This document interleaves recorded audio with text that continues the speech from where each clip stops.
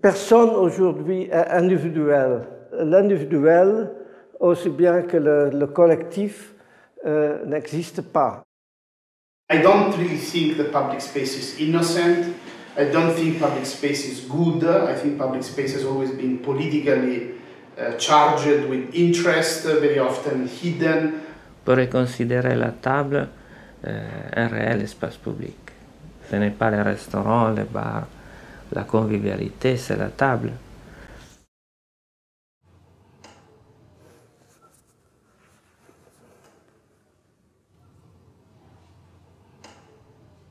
L'espace public existe-t-il? Personne aujourd'hui est individuel. Et alors l'individuel, aussi bien que le collectif, n'existe pas. L'équilibre, c'est des occasions, des possibilités pour se trouver ensemble. C'est incroyable comme à un certain moment, une rue devient une grande salle de séjour pour tous les gens. Il faut être conscient qu'il ne faut pas régler tout, qu'il ne faut pas définir tout. Hein? Régler, c'est définir. Hein? Il faut avoir des zones qui sont encore flexibles, qui peuvent être interprétées. C'est la grande question. Il faut faire beaucoup plus interprétable. On cherche beaucoup plus entre les choses. Hein?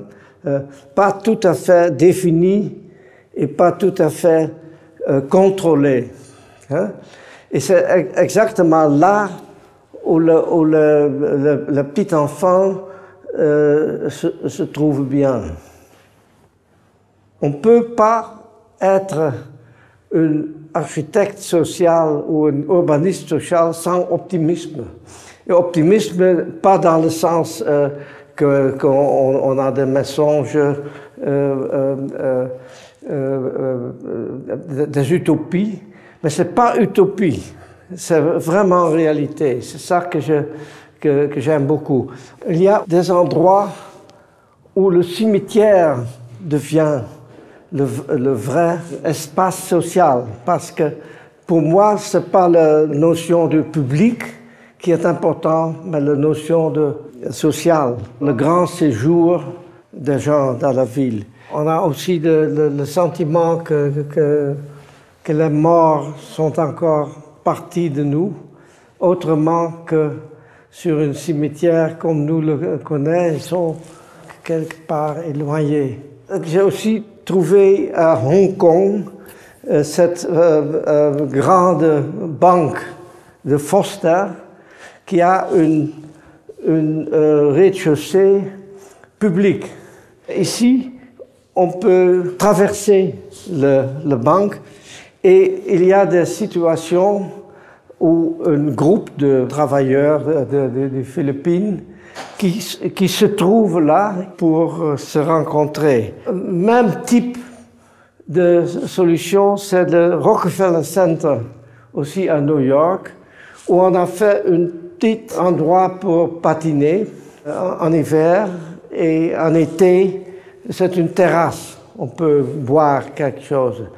Mais c'est fait ainsi avec des moyens architecturaux que tous les gens sont attirés là pour regarder quoi. C'est pas très important ce qu'on fait, mais c'est une raison pour les gens de rester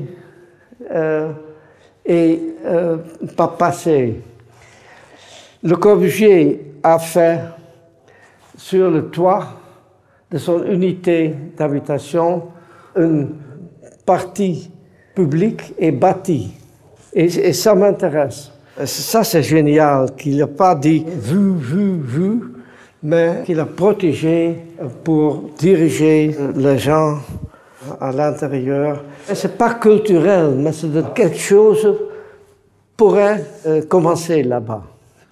Ce n'est pas l'architecte qui a fait ça, c'est à Paris, quelque part dans le quartier où on trouve le centre Pompidou, dans les années 60. C'est une leçon pour les architectes que si on fait de simples conditions, les gens aiment à être dans la rue. C'est ça qu'il manque des architectes. Ils ne s'occupent pas avec le comportement des gens. En Italie, on a partout cette idée de socle où on peut s'asseoir et en faisant cette relation, on fait des possibilités, des conditions pour les gens de toucher le bâtiment, trouver un peu de protection dans le sens qu'on peut s'accommoder. Une peinture de Vermeer, c'est très connu. En Hollande, c'est la petite rue. Il s'appelle la petite rue. Mais c'est intéressant pour les architectes parce que ça montre ce qu'on appelle le seuil. Une zone entre la rue et l'intérieur. C'est pas semi-public. Je déteste cette idée de semi-public. Mais c'est un endroit où les gens de la maison peuvent dire c'est à nous, mais la rue peut aussi dire c'est à nous. C'est une zone entre le privé et le public qui fait un mélange de privé et public et qui montre que l'idée publique et l'idée privée sont relatives. En faisant la porte demi-ouverte, demi-fermée, on peut constituer que les gens qui habitent là se sentent dans leur maison, mais en même temps, c'est ouvert aux passants. C'est un moyen pour faire une liaison de huis clos et la rue qui, en principe, c'est une rue intérieure ici. Là-bas, j'ai fait une photo en France, quelque part, que cette main courante, pour les enfants, devient un objet pour jouer. Alors, c'est très important, et c'est Aldo van Eyck qui a mis ça au point, que si une ville est bien pour les enfants, ce sera bien pour les autres. Et ces cubes donnent justement ce qu'il faut pour rester, s'asseoir dans la rue et pas justement rester passant. C'est la différence entre passant et habiter la rue. Ce qui est peut-être l'essence du royaume public. Le public, ça veut dire un endroit où le peuple peut expliquer son volonté. C'est en connexion avec l'idée de liberté, que déjà dans le XVIIe siècle, on a eu exactement les mêmes conditions que maintenant. Avec les téléphones portables, c'est devenu un comportement presque normal que si le peuple ne l'aime pas, il fonce dans la rue pour dire autour du monde que là ou là, on n'est pas d'accord. Et c'est vraiment une nouvelle condition. Très important, c'est peut-être le point décisif pour le royaume public moderne.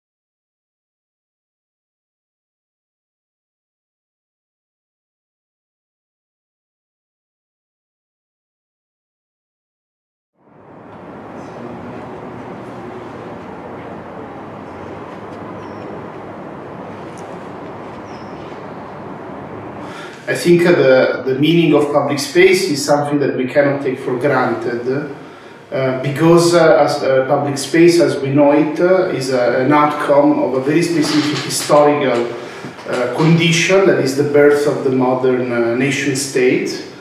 As such, it has a history, it has produced conflicts, and in the last, let's say, 30 years has become a very weak domain. Public space has been invented to control, to give form to private interest. So in that sense, public space was the way in which the state would be able to organize the private domain. The moment actually the state is no longer able to govern and to control, to tame the forces, economic forces, and therefore private interest, of course public space become very weak, and today we celebrate very often public space just as a fetish, as a kind of atmosphere which very often is devoid of that political force that public space used to represent. I don't really think that public space is innocent. I don't think public space is good. I think public space has always been politically charged with interest, very often hidden. So to me, I'm not looking for an innocent public space. I'm not looking for a wishful thinking public space. So once I've clarified that, I'm interested in public space that makes clear what are the forces at stake. So once actually I've said that, I would say that my favorite archetype of public space are Bramante's squares and courtyards, and especially the ambivalence that exists in Bramante's architecture between the public square and the private courtyard. In a way, all his work is a constant play with this ambiguity of how an internal courtyard of a palazzo or a monastery can become actually a public square, and how a public square like Vigevano or Loreto can become actually a private courtyard. And I found this kind of ambiguity in Bramante's public spaces very, very important, because Bramante designed these spaces where in fact the modern nation state is arising, and his public spaces or private spaces incarnates to the utmost intensity this contradiction between public and private interest. A more contemporary, that is harder because I don't know. I found a lot of projects about public space really not really interesting, but of course one that I really like, I have to say, I'm a big fan, and again it's not like a nice public space, but still for me represent one of the most interesting is the Chicago Federal Plaza by Mies van der Rohe. Again, a very strange kind of public space, because it's a bit like the Zuccotti Park, which was occupied 2 years ago. It's a public space, but it's privately owned. But at the same time, I think for me, the way Mies has designed that space by trying to really give attention to the most subtle nuances of how you move through that space makes that space incredibly powerful, and to me a model. But I think that for sure one of the greatest experience of being in a city, and it happened, and of course happened in a very intense way, is to be part of a demonstration. Because when you are part of a demonstration, it's like you feel you are really in power, you really occupy space. You are no longer walking on the sidewalk, you walk actually in the middle of the street, and you feel like with others that you are demanding something, not just by verbally, but you are physically actually really taking power, physically, basically grabbing the city. And I think it's a very, I have to say, I've been a few times in demonstration, and I found that feeling, that kind of experience, one of the best way to experience what the city can offer, which is this possibility of coming together and all of the sudden changing actually the conditions that are given to us. Political action to unfold needs limits, needs boundaries. That's actually why a demonstration or a political action of that kind always happen in the city, because in the city you really have this theatrical condition of confrontation, of limits, of boundaries. And I think that you can see that today's culture of architecture goes in the opposite direction. In architecture, very often is about putting green everywhere, about smoothing edges, promoting transparency, promoting flowing space, which is exactly the opposite kind of space that the political requires, which is a space of confrontation. I mean, a space in which boundaries are not only a way to impose on us certain conditions, but also are edges against which we can basically define ourselves. And I think for me, as Carl Schmitt once said, every idea of the political always defines a space, and every idea of space always defines an idea of the political. Shall I get up?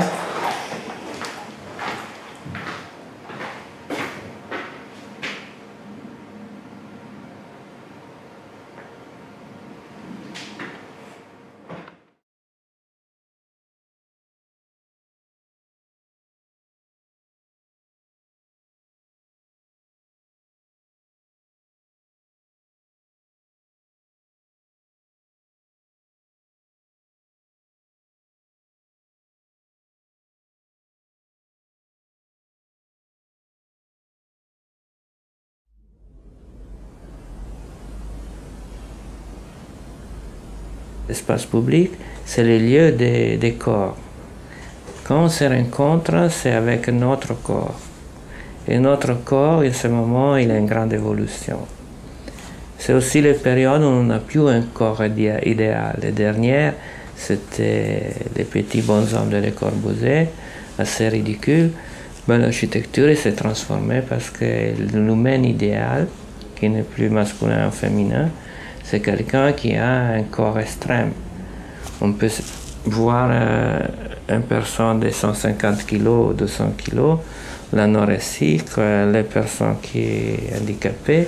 Ce sont les corps extrêmes qui donnent les règles de l'espace, et surtout de l'espace collectif. Pour considérer la table un réel espace public. Ce n'est pas les restaurants, les bars. La convivialité, c'est la table. Et notre exemple de cette relation, par exemple, entre nourriture et corps, c'est qu'il y a déjà un grand nombre sensible de personnes au monde qui ont démarré la production d'une partie des choses qu'ils bouffent. Et c'est normal à la campagne, ça va avoir de grandes conséquences dans la ville. Ça peut être un des facteurs qui vont changer radicalement l'espace extérieur individuel qui, dans la réalité, contribue à bâtir le panorama collectif. Beaucoup de musées ils sont pleins de verre et même beaucoup de tableaux ils sont protégés par des verres. Donc on se voit nous-mêmes à l'intérieur d'un nouvel espace, que c'est l'espace de la peinture ou l'espace de la salle. Et en même temps qu'on s'observe, on entre dans ces espaces publics, parce qu'un tableau c'est devenu un espace public, c'est le moment qu'il appartient à la collectivité, mais on essaie de faire un voyage dans le temps. Aujourd'hui, c'est impossible de regarder la Joconde sans voir en même temps nous-mêmes. Et ça, c'est vraiment un effet populaire et réel. Je pense que les sociétés, ils sont toujours l'expression d'une collectivité, pas d'un avant-garde. S'il n'y a pas une collectivité qui a décidé de changer, il n'y a aucune personne qui peut imposer les changements.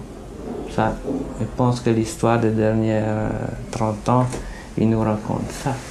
La collectivité, c'est un grand nombre de personnes qui ne correspondent pas exactement à un lieu administratif, qui décident qu'ils ont des intérêts en commun, mais surtout qu'on a les énergies tout ensemble pour changer parce qu'on n'arrive plus à vivre dans un certain lieu, mais on a décidé de rester dans ce lieu. Ça, c'est une question très importante. Aujourd'hui, les villes et les lieux, ils se divisent entre là où il y a une collectivité qui a décidé de rester et de résoudre les questions, et en même temps de devenir attractif pour les autres.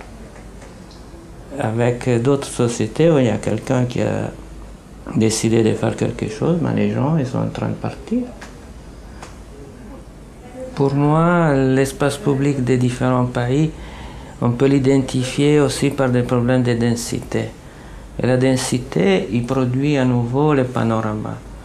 Dans certains pays, on peut dire que l'horizon et le panorama, il est constitué maintenant seulement des corps des humains. On se trouve en réalité dans un urbanisme textile, dans le sens qu'on reconnaît les trames, les surpositions, mais ça sont les couleurs des habits des gens. On se promène en Inde, au Japon, en Chine, ou à Singapour, non, parce que c'est une société différente, et c'est une île anodine à l'intérieur de ce système. Aux Philippines, on voit un univers textile qui s'exprime à l'extérieur. Et il bâtit, en même temps qu'il bâtit l'espace, il bâtit l'horizon. C'est un horizon de corps humain. Et aujourd'hui, toute notre vie devient intéressant quand on est dans un nœud où les fils se rencontrent et ils trouvent une règle pour se lier ensemble. Il faut aussi que vous interviewez des gens de Samsung ou Google. C'est des entreprises qui font de la social economy. Et eux, maintenant, ils construisent des espaces publics très vastes. Le nouveau jeu de Google, c'est un grand espace public. Il n'a pas eu un énorme succès, mais quand même, il a posé une question et je pense que la nouvelle édition des choses pareilles aura un succès énorme. Parce qu'il pose la question sur comment et pourquoi on se rencontre. Et surtout, on est très, très disposé à rencontrer quelqu'un qu'on ne connaît pas. Ça, c'est un vrai problème de l'espace public. C'est pas de se retrouver avec quelqu'un qu'on connaît.